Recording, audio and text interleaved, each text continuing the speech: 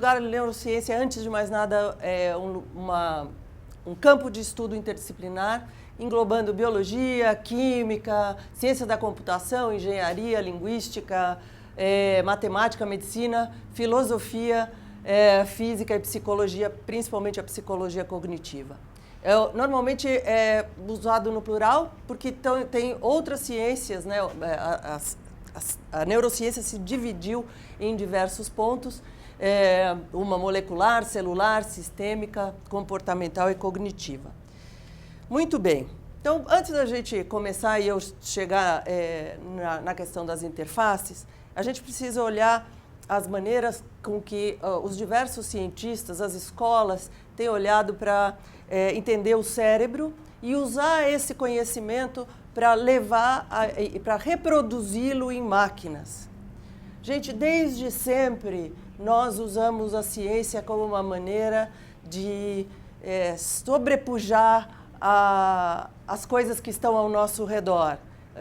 As doenças, a falta de caminhos para as pessoas fazerem processos e a morte. Acho que quando a gente lê Frankenstein fica claro que a gente tem procurado se superar como humanos e encontrar um caminho nesse sentido. Isso é uma coisa para a gente ficar de olho e quando a gente pensa no que a ciência é capaz de bom nas possibilidades de ir para o caminho do mal, né?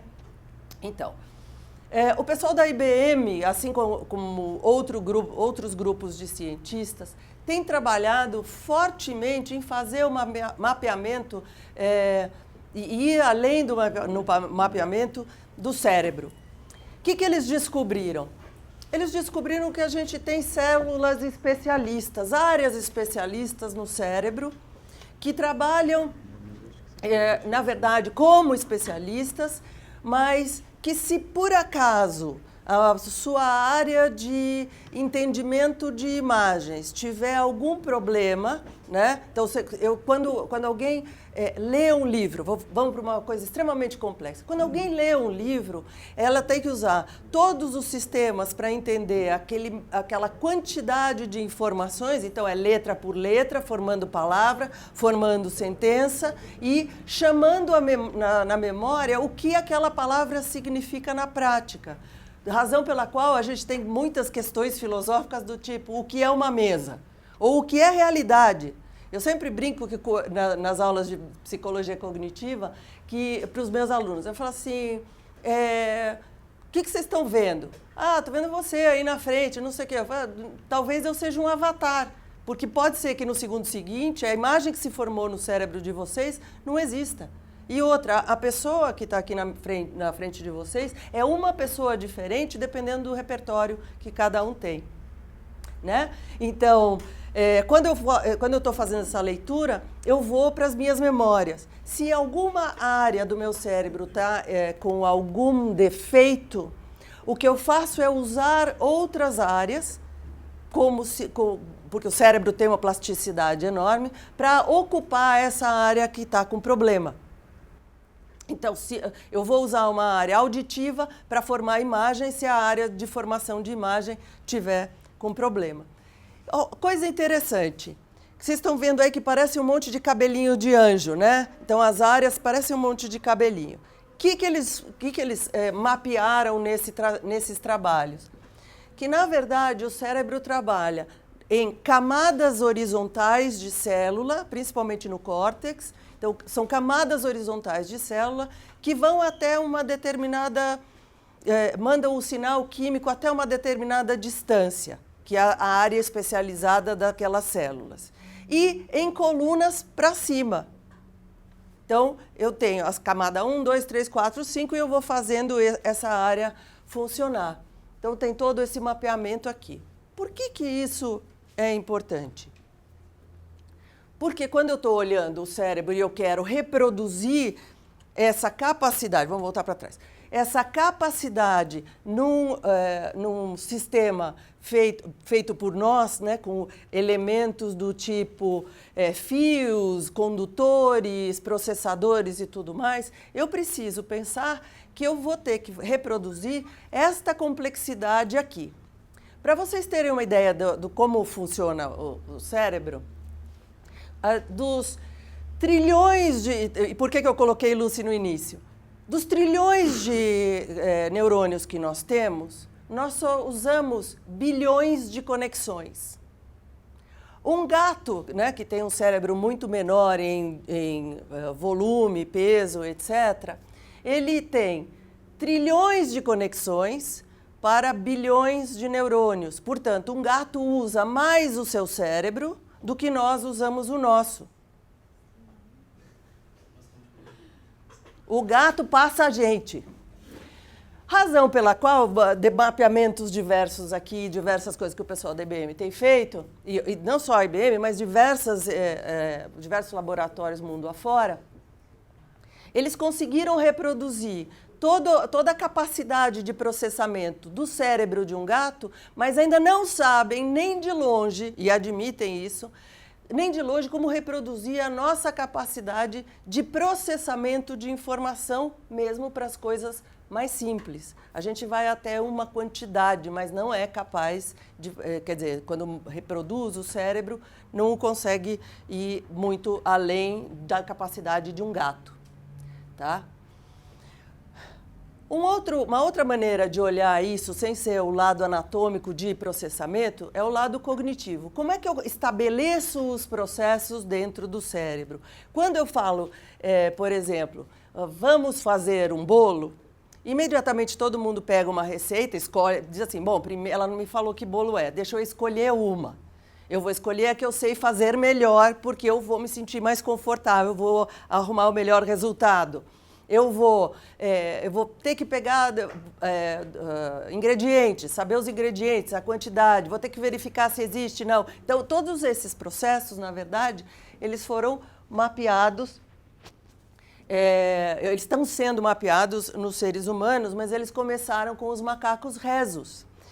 E eles chegaram à conclusão de que para tarefa simples, esse verde aqui é pegar uma banana, por exemplo, e comer uma banana. Então, para ele conseguir a banana e fazer a banana, ele faz milhões de circuitos mostrando que ele não pega só a banana mecanicamente. Ele faz uma série de considerações antes de resolver pegar a banana. Então, ele vai ver no repertório dele, recente, será que eu apanhei da última vez ou será que foi bom? Esse formato de banana, ou a cor da banana, o cheiro, etc, etc. Ele está de acordo com o que eu estou procurando? Então, ele faz uma série de considerações que fazem parte desse processo. Isso tem muito a ver com programação. Sabe aquela coisa if, then? Se isso, então aquilo? É bem por aí. E eles passaram a mapear processos diversos aqui. E como vocês podem ver, tem um número significativo de processos já mapeados dentro da cabeça do macaco rhesus. Em última instância, existe um lado bem químico, bem micro, que é o que todo mundo conhece e para pensar, que é o das sinapses. No cérebro humano existem axônios, né, que são o lado comprido, que tem até 1 metro de distância. Então, então, sai lá do cérebro, tem 1 metro de distância para chegar até onde ele tem que chegar. E é um processo químico. E se a gente parar nesse mapeamento todo que eles fizeram, eles descobriram células especializadas. Células especializadas em receber o estímulo visual e olfativo e como é que chama? Sensitivo, e todos, principalmente de imagem e todos os demais, juntar e dizer assim, eu quero me espelhar naquela pessoa. E por isso eu quero usar a mesma roupa, usar o mesmo perfume, fazer uma série de coisas. Boa parte, eu vou mostrar lá no final o que eu tenho feito no meu pós-doutorado para estudar isso daí. Boa parte do consumo é determinado pelo espelhamento. Quando a gente fala que a gente tem um ídolo e a gente vive numa sociedade que idolatra as entidades mais esdrúxulas, Kardashian do mundo, né? porque só Deus para explicar que alguém acha aquilo lindo. Então, e até a CIA vai lá e prepara uma linha de produtos toda baseada na Miss Kardashian, né?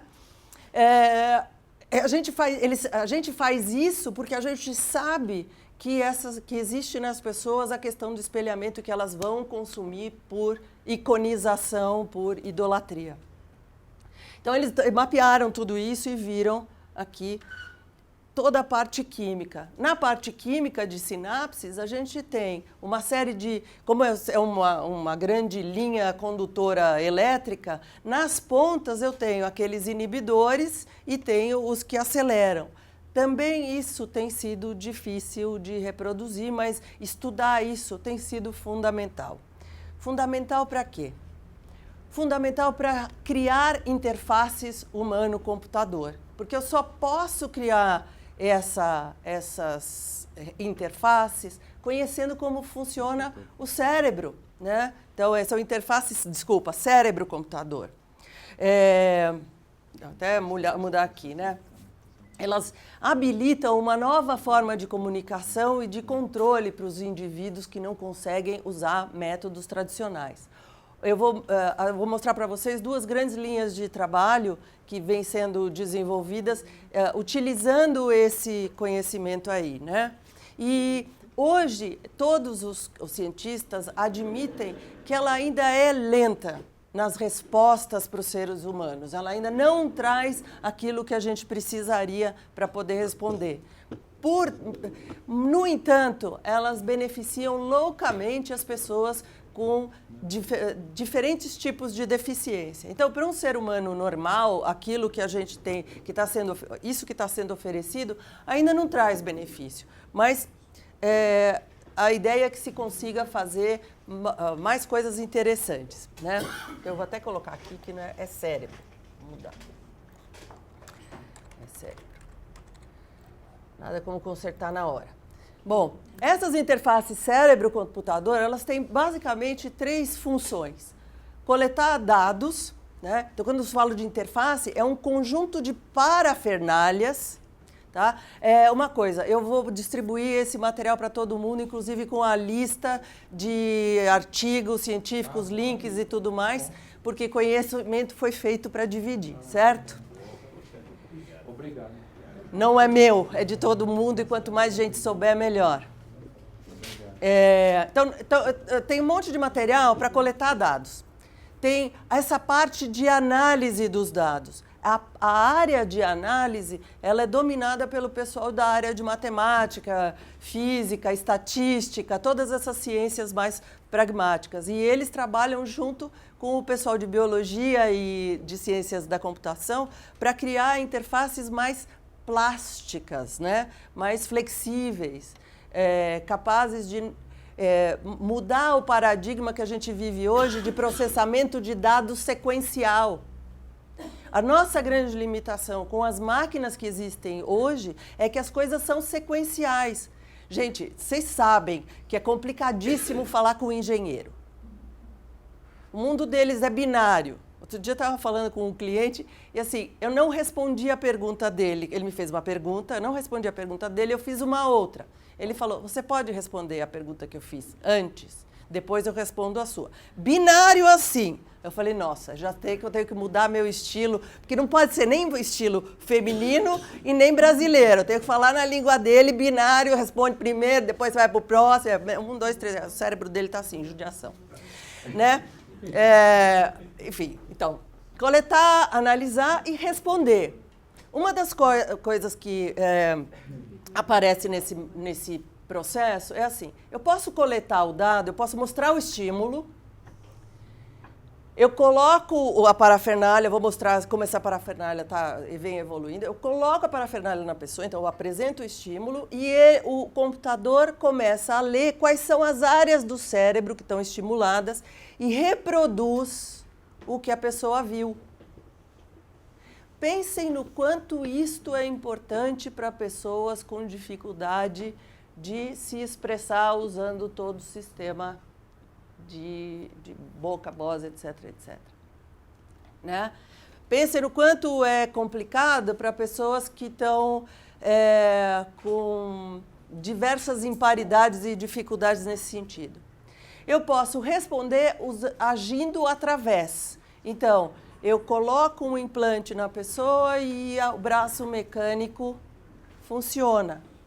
E eu posso, né? Então, o cérebro estimula o sistema nervoso até onde ele vai, e a partir dali o sistema aprende o que deveria ser feito e o braço mecânico faz. Então, toda a robotização e reparação de perdas físicas pode ser feita através daí.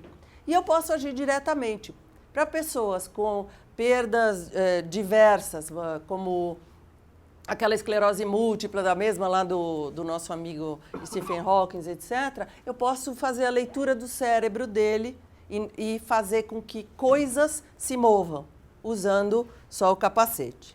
Como é que é esse capacete? Em 2008, quando eu fui... quer dizer, na verdade, em 2006, eu já tinha visto. Mas em 2008 eu vi um game ser ativado e a pessoa jogar usando um capacete desses. Não sei se vocês estão percebendo, mas tem letras e números aqui. Que o pessoal ainda estava fazendo um mapeamento e as áreas são estudadas. Vocês verem o nível de detalhamento que existe nessa área. Eu posso estudar somente a área F9, a FT, não sei das coisas, a FT7, e por aí eu vou. Então, existem áreas de conhecimento dedicadas a cada um desses pedacinhos do cérebro. Por razões mil, que eu vou mostrar os resultados disso nas aplicações práticas recentes. Isso é 2011. Já está dividido por cor, está tudo no mesmo lugar, ninguém está se preocupando mais em dar nome à área, o capacete é um pouco, está evoluído. E isso é o que a gente usa hoje para fazer a captura de atividade cerebral. O software que eu estou usando, que eu agora, se Deus quiser, logo mais ele chega, o software faz a leitura facial e pega as alterações fisiológicas e eu consigo fazer uma leitura das emoções que a pessoa está sentindo diante das coisas. Anyway, vocês veem que de um capacete que está vendo aonde está juntando mais sangue no cérebro, onde está tendo mais atividade, aqui para trás, eu vou para algo que apenas toca nas áreas que interessam. Né? Muito mais leve, parece um verme, sei lá, um negócio catando na cabeça do sujeito, é bem estranho, né? Isso é de 2014. E esses softwares não são nenhum absurdo de caros, estão disponíveis, e, enfim, estão aí. Então, como é que esquematicamente, como funciona, né? Então, eu tenho a aquisição do sinal por esses capacetes, nessas áreas de trabalho. Eu processo, né? Eu vou fazer, não sei se vocês estão percebendo, mas tem aqui filtros, eu vou ver temperatura, vou ver atividade cerebral, vou ver uma série de coisas. Então, eu processo e aí eu tenho as saídas.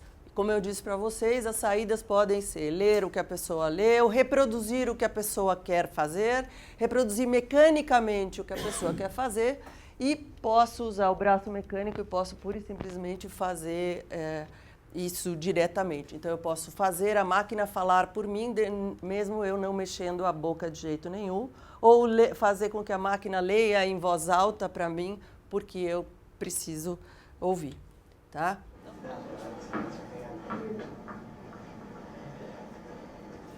O ajuste fino ainda falta um pouquinho, mas está andando bem. É só pensamento. Ele está mandando... É como se ele... Todo mundo sabe daquela síndrome de perda, que a pessoa acha que ainda tem o braço? Pois é, o cérebro ainda acha que tem o braço está aí. Né?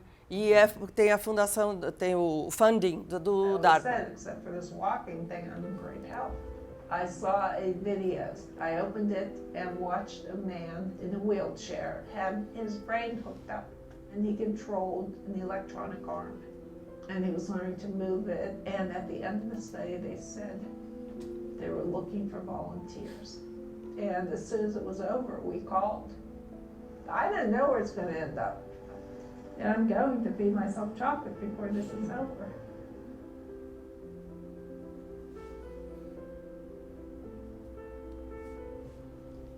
I've killed over 250 people in the last couple of years, and I'm still at large. I write and produce murder mystery parties. I started doing this in Pittsburgh, and I was a very healthy person. And one day I was walking a lot that evening. It felt like my legs were dragging behind me. Same thing happened a week later. Then that started happening more and more frequently. I had no idea what was going to happen, what the prognosis was. So we made plans to move back to Pittsburgh. When I got to Pittsburgh, I saw a doctor at UTMC. He did his tests, and 3 or 4 months later pronounced that I had spinal cerebellar degeneration. I can move my neck and my head, and that's about it.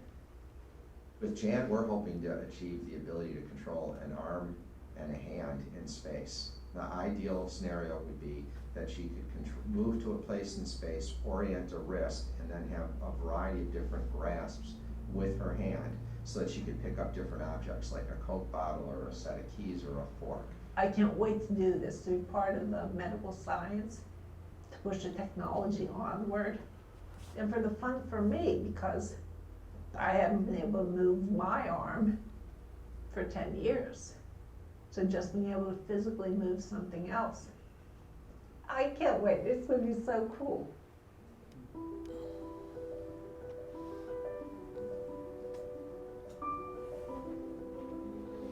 These are electrodes that have 96 contacts, and they're literally injected into the surface of the brain.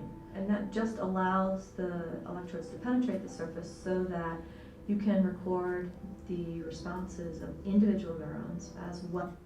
Gente, eles estão colocando, eles sabem a área do cérebro que corresponde ao braço, portanto, todos aqueles estudos feitos anteriormente contribuem para que se saiba exatamente, né, na neurocirurgia onde tem que colocar. E outra, o eletrodo precisa fazer a descarga correta em lugares adequados para que a pessoa não entre em estado de epilepsia. Não sei se vocês sabem que a epilepsia nada mais é do que um curto-circuito, né? Então, quando a gente diz que o cérebro é plástico, é porque o cérebro, na verdade, usa diferentes... Apesar de ter a área especializada, ele não usa toda a área especializada e usa áreas acessórias para que os estímulos elétricos sejam... que a gente suporte o estímulo elétrico. Porque é muita coisa para a estrutura, que mesmo para essa estrutura é muita coisa. Quando eu coloquei Lucy no início, quem não assistiu o filme eu recomendo que assista, porque ele é todo baseado nesses conhecimentos que a gente está vendo. E que é interessante que tem a ver com todas as religiões. Todas. Chega um momento em que ela sabe tanto a respeito de como as coisas funcionam, que ela usa o conhecimento para transformar a cor do cabelo, a forma, não sei o quê, até a hora que nada do que é material tem importância. Porque ela entende que é tudo uma onda. Uma onda. Né? Então, lá vamos nós. E é isso disso aqui que a gente está falando. Então, tudo tem que ser feito com muito cuidado para não dar curto-circuito na cabeça da criatura. Não sei se vocês querem ver mais alguma coisa, mas enfim, eu vou tirar daqui porque começa a ficar triste, né? Tá em auto-reproduce? I saw a video. I opened it and watched. Não quero mais você. Enfim, né? Então, tá aí o esquema. Eu vou colocar todos os artigos que estão relacionados a essa área disponíveis para vocês. Então, na verdade, tem não só no cérebro, mas na área onde termina a área lesada, né, onde começa a área lesada e a saudável, e a partir daí eles colocam o braço mecânico. Importante olhar que o braço mecânico que aparece aqui nessa... e que aparece nestes vídeos, ainda é bastante limitado. Vocês veem que ele faz a rotação assim, ele é bem quadradinho e tudo mais. Recentemente, o Arbo 2.0 apareceu, foi o ano passado. Ele foi apresentado para o, como é que chama? para o Barack Obama numa feira dessas de ciências. E ele é capaz de fazer movimentos mais finos do que isso. Esses micromovimentos que a gente faz, não é só tum-tum, né? Ele faz micromovimentos, tanto que ele consegue pular em uma perna só. E você só consegue fazer isso se você compensar, de alguma maneira, o impulso físico no sentido oposto que você está querendo. Então, se eu pulo para cá, eu tenho que compensar esse peso de alguma maneira, né? O cérebro tem que entender isso. A outra maneira de fazer, a outra linha de trabalho que está se desenvolvendo. Eu tenho o cérebro, todo o corpo não funciona, eu vou pedir para que para que as interfaces façam o trabalho para mim. Autonomous Labs proudly presents How to Drive with Your Brain. In this video, we're going to show you how to control a car using brain sensors. On the left is our car. On the right, you can see the EEG sensors used for measuring brain activity. The human brain produces electromagnetic signals. They can be measured using a special cap with 16 sensors. The measurements from the sensors can be interpreted as patterns by the computer. The test subject puts the sensor cap on and trains the computer. The software learns to associate two different brain patterns with left or right directions. Once the training is finished, we can ask the test subject to move a cube to the right or to the left of the computer screen. Só com o cérebro, não mexeu nada. You can control the computer. In our first experiment, the test subject uses the sensor cap to give commands to our autonomous car. The car is equipped with video cameras, radars, and laser sensors that provide the car with a full three-dimensional view of its surroundings. The car drives automatically to the corner. At the intersection, the test subject orders the car to take a right. The car continues automatically. The small frame on the upper right shows the laser sensor readings. The frame in the lower right shows the brain command for the car. After a small delay, the car turns around the corner, as you can see.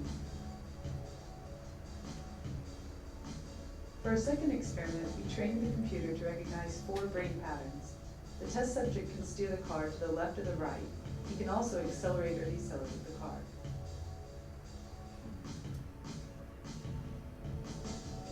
Of course, you should never try this at home. For safety reasons, we tested in a large open space at Tempelhof Airport in Berlin. You can see here the test subject incrementing or decrementing the steering angle. There's a slight delay between the brain command and the steering action. Remember, this is just a proof of concept. The task here was to show free driving by detecting brain patterns. There's still a long way to go until we can really take full control of machines with our brains. I'm Dawn Domash, and I approve this message. Só para finalizar, acho que fica clara a diferença de eu colocar implantes e pedir para reproduzir o movimento mecanicamente ou roboticamente. Outra coisa é você utilizar o cérebro, passar por um software e fazer com que as coisas aconteçam, né? E a outra coisa, nesse segundo caso, na verdade eu coloco no software um algoritmo capaz de aprender conforme a pessoa vai mostrando qual é o padrão de emissão de ondas que ela faz para ir para a direita, para a esquerda, para acelerar e tudo mais. Então, esse é um software que usa inteligência artificial, os algoritmos de inteligência artificial, para poder aprender com a pessoa.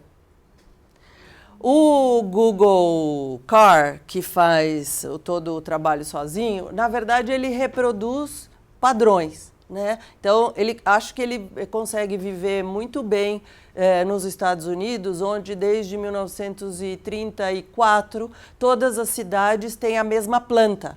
Nenhuma cidade dos Estados Unidos tem uma planta de cidade diferente.